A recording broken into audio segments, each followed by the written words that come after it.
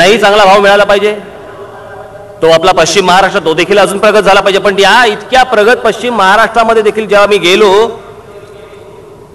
त्यावेळेला तिकडचा तरुण ज्यावेळेला मला भेटला, तिकडच्या महिला ज्यावेळेला मला भेटल्या, तिकडच्या महिलांमध्ये चेहऱ्यावरती देखील कुठे सुख नाही, कुठे समाधान नाही.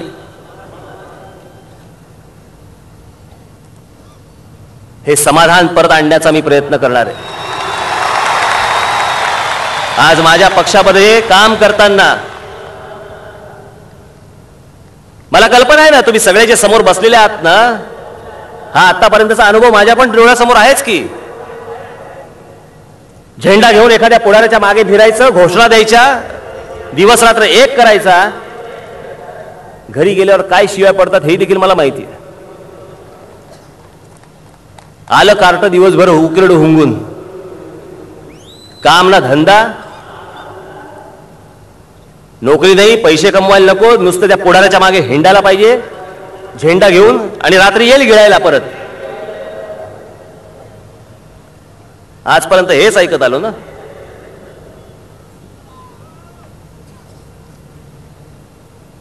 मला लोकांनी विचारलं की तुम्ही पक्ष बांधणीसाठी म्हणून एवढा कशाला वेळ लावताय, काय तमाशाचा फड काढत होतो?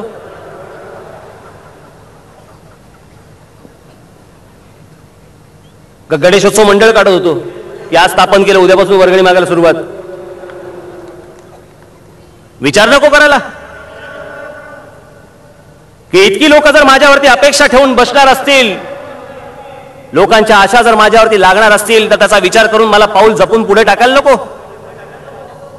की आजपर्यंत बाकीच्यांनी जसा भ्रमनिरास तुमचा केला त्याचप्रमाणे जर उद्या मी देखील केला तर विश्वास तुम्ही ठेवणार कोणावरती? सतत काय नवीन पुढारी जन्माला यायचा आणि त्यांनी काय भ्रमनिरास करायचा, ह्याच्यात आयुष्य घालवणार? मी पक्षाचा ज्यावेळेला विचार करत होतो त्यावेळेला पहिला विचार माझ्या मनामध्ये आला की माझ्या पक्षामध्ये काम करणारा जो कार्यकर्ता असेल त्याच्या घरच्या, त्याच्या घरी त्याचे वडील, त्याची आई, त्याची बहीण, त्याचा भाऊ, त्याची बायको, त्याची मुलं यांच्या चेहऱ्यावरती एक प्रकारचं समाधान असलं पाहिजे की हा राज ठाकरे बरोबर आहे, हा कुठे फुकट गेलेला नाही पोरगा माझा.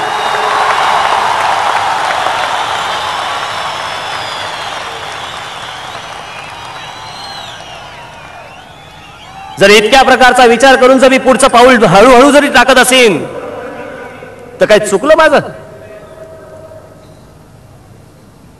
काही इतरांसारखे नुसते स्टंट करत बसू? लोक विचारतात मला मराठी माणसाचं काय करणार का? हा झेंडा घेतल्यावर ते सुटलं? मराठी माणसाचा महाराष्ट्रामध्ये उत्कर्ष होणार म्हणजे होणार. अहो पण मराठी माणसाचा उत्कर्ष म्हणजे गुजराताच्या कानपटीत नाही होऊ शकत, गुजराती माणसाच्या कानपटीत नाही होऊ शकत, मारवाडी माणसाच्या कानपटीत नाही होऊ शकत.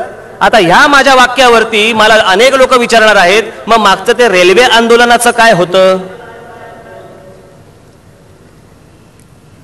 आजही मी तुम्हाला सांगतो की ते जे आंदोलन होतं, ज्यावेळेला आमची मंडळी ज्यावेळेला त्या रेल्वेच्या ऑफिसमध्ये गेली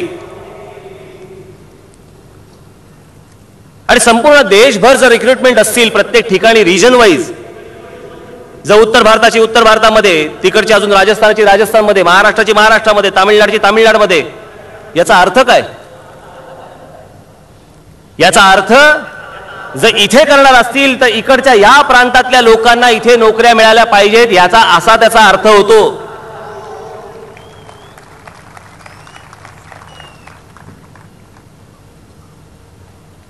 आणि जर त्या नोकऱ्या मिळवण्यासाठी म्हणून जर मला इथे कोणी असतील तर मला काहीच फरक पडत नाही ना.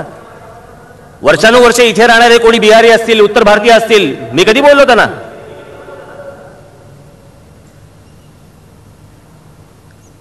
पण जर इकडच्या नोकऱ्या बळकवण्यासाठी म्हणून जर बिहारमधनं जर समजा 5 लाख लोक जर इकडे येणार असतील त्याही नोकऱ्या बळकवण्यासाठी, तर इकडे राहणाऱ्या माणसांनी करायचं काय, हा जर प्रश्न मला पडला तर ह्यात काही चूक झाली?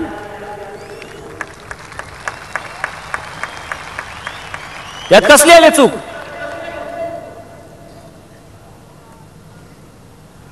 आणि मला तोच फक्त सतत प्रश्न विचारत राहिले. आसाममध्ये ज्या वेळेला जाळपोळ झाली आणि माणसाला ठार मारले त्याच्याबद्दल कोणी बोलायला तयार नाही, चकार शब्द काढायला तयार नाही.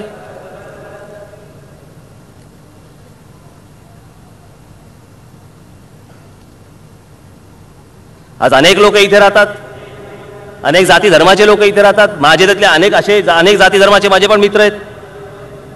मूळ उद्देशापासून बाजूला हटत नाही. पण मी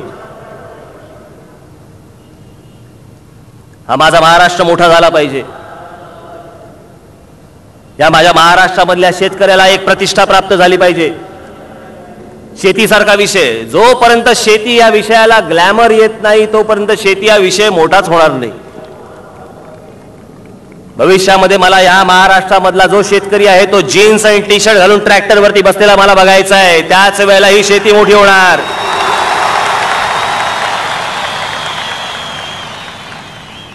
नाही तर आपलं चालू आहे आमची माती आमची माणसं आणि आमच्या माणसांनी केलेली आमची माती. कोण आकर्षित होईल?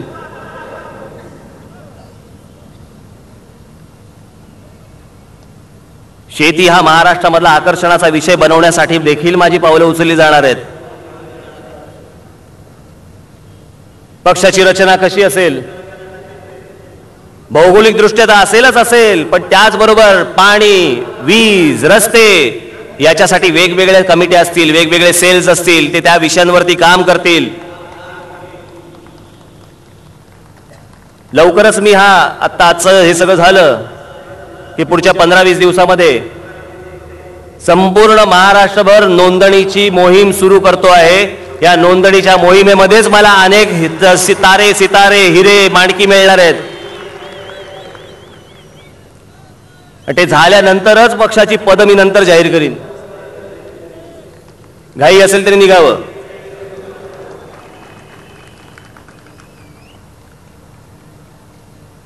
हे आपला काय फार वेळ घेत नाही, पण माझ्या डोळ्यासमोरचा महाराष्ट्राबद्दलचं माझं स्वप्न, आर्थिक दृष्ट्या सक्षम होणं हा महाराष्ट्र गरजेचा आहे. कसले आपण लाख आणि 1.25 लाखाच्या कर्जाची आपण विचार करतोय?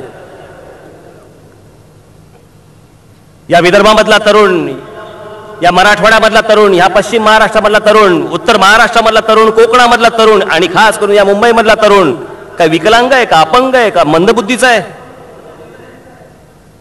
ही कसली लाख आणि 1.25 लाखाची आपण कर्ज घेऊन बसलो? या महाराष्ट्रामध्ये इतकी ताकद आहे, उद्या 10 लाख कोटीचं जरी कर्ज आपण काढलं तरी द्यायची आपली क्षमता आहे, हे विसरू नका.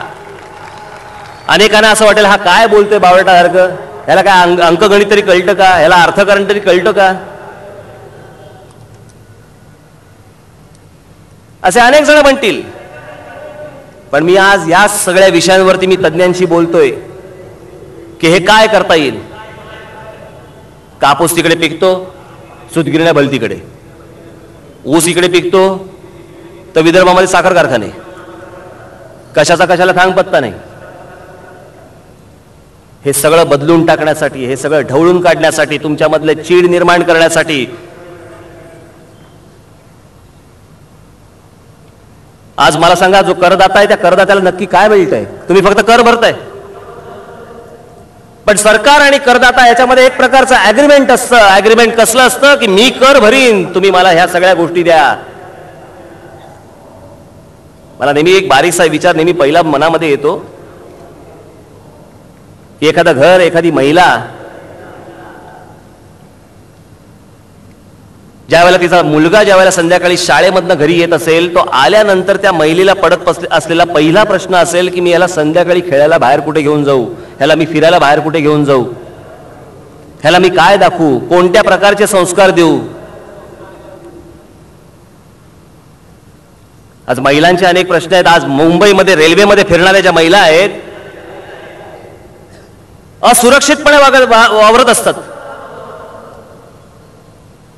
आज इथे अनेक महिला इथे जमलेल्या आहेत. आज खास करून मी आपल्याला सांगतो, याच्यावरती देखील योजना आखली जाते की मुंबईच्या रेल्वेमधनं प्रवास करणाऱ्या ज्या महिला आहेत, इतरही महिला आहेतच, पण खास करून रेल्वेतल्या, त्यांच्या संरक्षणासाठी देखील मी संपूर्ण मुंबईभर एक फळी उभी करतोय. कोण हात लावतो बघतो.